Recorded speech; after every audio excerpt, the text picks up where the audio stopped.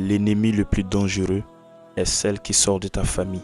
Allah dit Tabbat yada abi lahabi wa tab, que périssent les deux mains d'Abu Lahab et que lui-même périsse. Fin de citation. En vérité, ce qui a compliqué la mission du prophète alayhi salam dès le départ était sa propre famille, et plus précisément son oncle Abu Lahab. Abu Lahab est l'un des personnages qui a fatigué plus le prophète alayhi salam durant sa mission. Or pourtant, c'était son oncle, une personne de sa famille qui était censée le soutenir. Mais ce Abu Lahab s'est opposé à la mission du prophète alayhi salam avec force et avec sa richesse pour freiner la mission de son petit-fils, qui était rien d'autre que le messager d'Allah. Allah a fait descendre cette sourate pour nous interpeller, nous musulmans, d'un danger qui peut sortir de notre propre famille. Notre échec et notre difficulté à atteindre notre objectif peut venir de notre famille. Souvent, les parents peuvent s'opposer à notre cheminement vers notre succès, inconsciemment ou consciemment. Maman et papa peuvent s'opposer, mais souvent ils s'opposent inconsciemment, sans mauvaise intention, juste l'amour qu'ils te portent. Leur amour pour toi pousse à être protecteur à tel point de s'opposer à tes décisions et choix.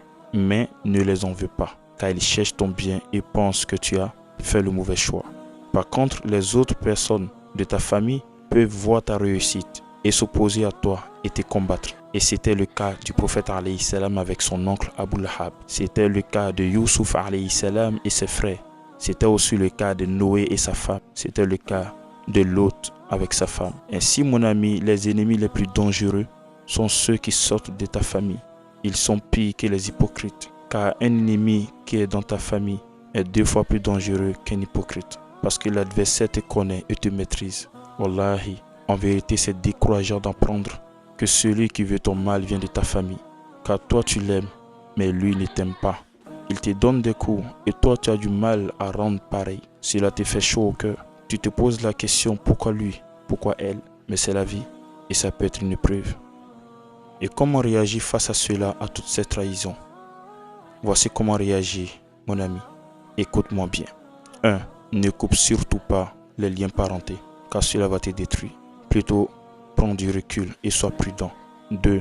N'arrête pas le bien que tu fais, malgré qu'ils te font du mal, car c'est ça qui va te mettre toujours au-dessus d'eux, et tu ne seras jamais humilié par eux. 3. Si tu as la possibilité, change de quartier ou de lieu pour mettre une distance, mais ne coupe pas les liens de communication. 4. Respecte-les et sois à leur disposition lorsqu'ils te demandent de l'aide. Ainsi, mon ami, avec ces 4 conseils, ils ne pourront pas te faire du mal. La méchanceté ne pourra pas t'atteindre. Et s'ils insistent, c'est eux qui vont tomber. Le prophète alayhi salam dit, celui qui fait du bien à sa famille, alors que eux, ils lui retournent en mal, c'est comme ce dernier leur fait avaler du cendre.